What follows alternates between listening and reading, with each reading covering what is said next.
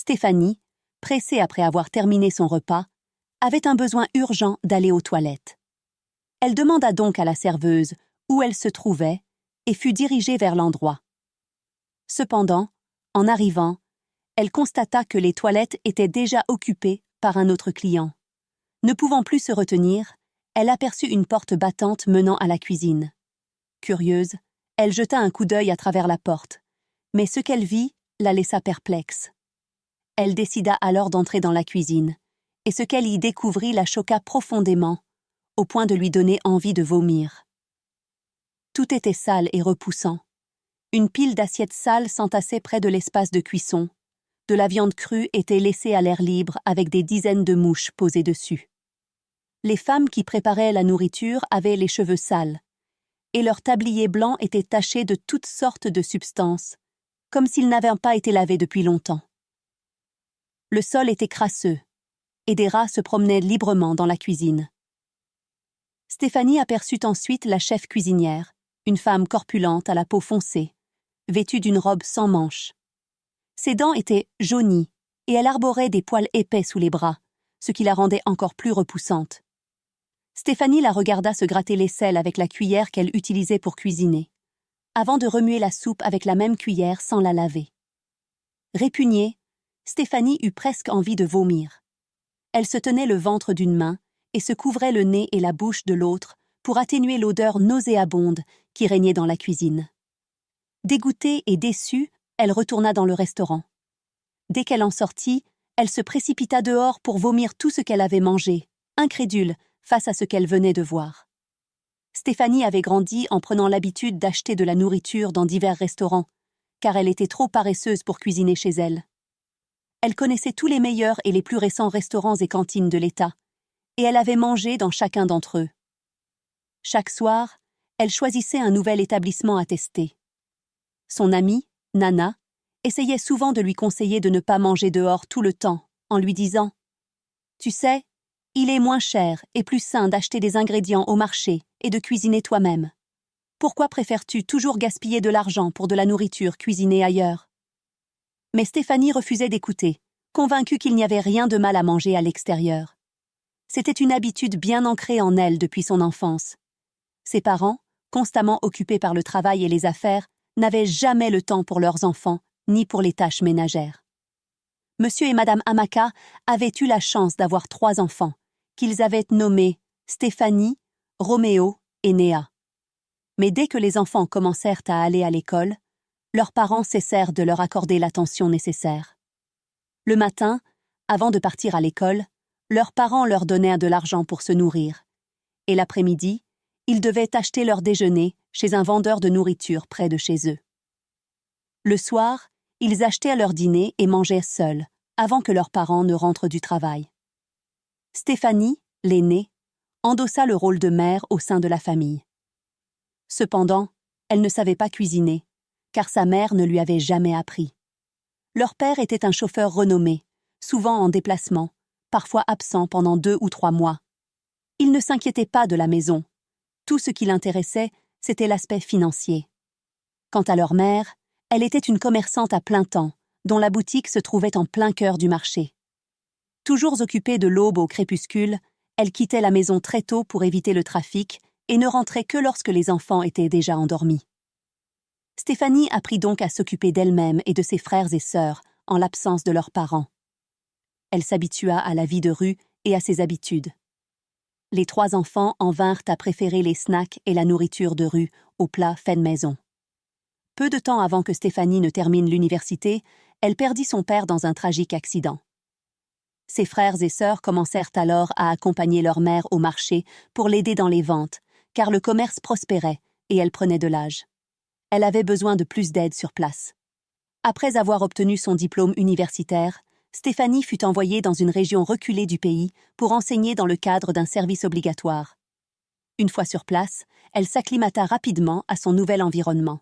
C'est dans ce nouvel environnement qu'elle rencontra Nana, également diplômée, qui avait été affectée pour enseigner dans la même école que Stéphanie. Elles devinrent proches et commencèrent à vivre ensemble comme des sœurs. Cependant, contrairement à Stéphanie, Nana n'achetait presque jamais de nourriture à l'extérieur. Elle se rendait souvent au marché pour acheter des provisions et cuisiner elle-même. Stéphanie, pour sa part, ne savait pas cuisiner.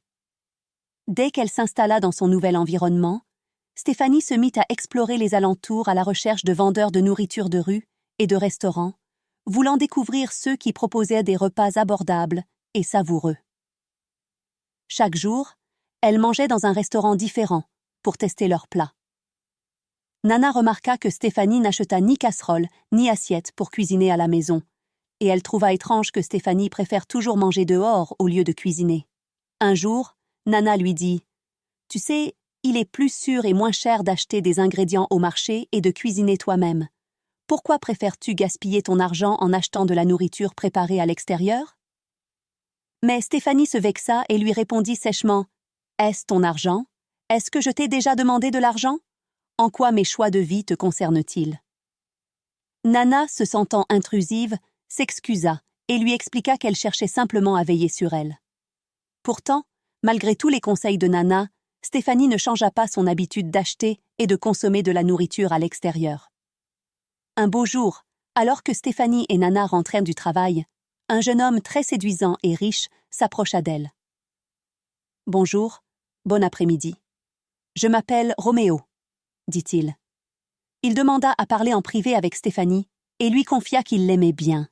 Ils échangèrent leurs numéros et commencèrent à discuter régulièrement au téléphone.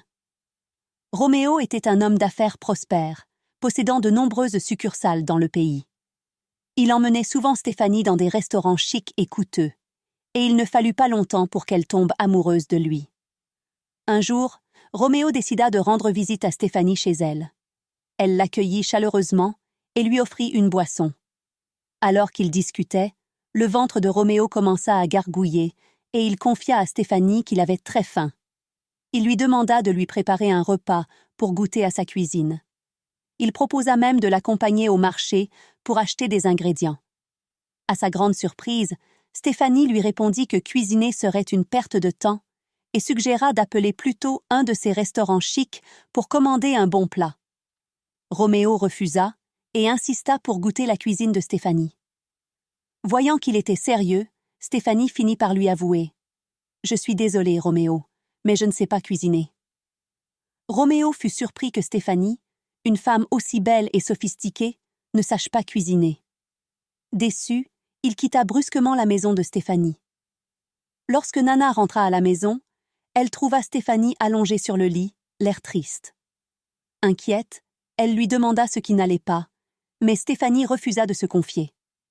À la place, elle inventa avoir perdu de l'argent, ne voulant pas que Nana se moque d'elle, sachant que celle-ci l'avertissait depuis longtemps de ne pas toujours acheter de la nourriture à l'extérieur. Un après-midi, en rentrant du travail, Stéphanie remarqua un nouveau restaurant chic sur son chemin. C'était un endroit qu'elle n'avait jamais essayé, et elle s'arrêta pour admirer la beauté de l'endroit. Le restaurant était toujours plein de clients, et un jour, Stéphanie décida enfin de l'essayer. En entrant, elle fut impressionnée par l'élégance et le style du lieu, tout en constatant que les prix des plats étaient très abordables. « C'est sûrement pour ça qu'il y a toujours du monde ici », pensa-t-elle en parcourant le menu. Elle passa sa commande, qui lui fut servie rapidement. La nourriture était délicieuse, et dès ce jour, Stéphanie devint une cliente régulière. Les serveurs connaissaient même ses préférences et attendaient sa visite quotidienne. Lorsqu'elle était trop occupée, elle appelait le restaurant pour se faire livrer au bureau. Cependant, quelque chose d'étrange se produisit moins d'un mois après qu'elle avait commencé à fréquenter ce restaurant. Un après-midi, trop fatiguée pour sortir, elle commanda un repas à livrer. Alors qu'elle était presque à la fin de son repas, elle découvrit un cafard mort dans sa nourriture. Choquée et dégoûtée, Stéphanie ne put finir son repas et jeta le reste. Pourtant, elle ne prit pas de précautions par la suite, pensant qu'il s'agissait d'une erreur isolée. Une semaine après cet incident, Stéphanie tomba gravement malade et fut hospitalisée. Elle souffrait de violentes diarrhées et d'une forte fièvre qui mirent sa vie en danger. Après diagnostic, le médecin lui expliqua que la cause de son malaise était une bactérie étrange, qui ne se développait que dans des endroits extrêmement sales. Il lui dit « Assurez-vous toujours que votre cuisine et votre environnement de préparation des repas sont propres. Vous avez eu de la chance d'être admise à temps, car cette infection est très dangereuse et peut être mortelle en quelques jours. Stéphanie remercia le médecin avant de sortir de l'hôpital avec une ordonnance de médicaments. De retour chez elle, Nana prit soin d'elle. Chaque fois qu'elle cuisinait, elle s'assurait que Stéphanie ait quelque chose de sain à manger. Mais une fois rétablie, Stéphanie retourna à ses anciennes habitudes, achetant de la nourriture à l'extérieur. Pire encore, elle continua de fréquenter le même restaurant où elle avait découvert le cafard dans son plat. Il ne fallut pas 3 semaines avant qu'elle ne se retrouve de nouveau à l'hôpital. Lorsqu'elle tomba malade une 3e fois, Stéphanie décida de mener sa propre enquête pour comprendre pourquoi elle tombait toujours malade après avoir mangé dans ce restaurant. Elle ne comprenait pas comment cela était possible, car l'extérieur du restaurant semblait propre et luxueux, ce qui, selon elle, ne laissait pas de place à l'insalubrité dans la zone de restauration. Un week-end, Stéphanie se rendit au restaurant dans l'après-midi. Elle commanda son plat habituel, mais cette fois, elle prit son temps pour observer chaque portion de riz qu'elle mettait dans sa bouche afin de s'assurer qu'il n'était pas contaminé. Une fois son repas terminé, elle prétendit avoir besoin d'aller aux toilettes et demanda au serveur de lui indiquer où elle se trouvait. Arrivée sur place, elle constata qu'elles étaient occupées.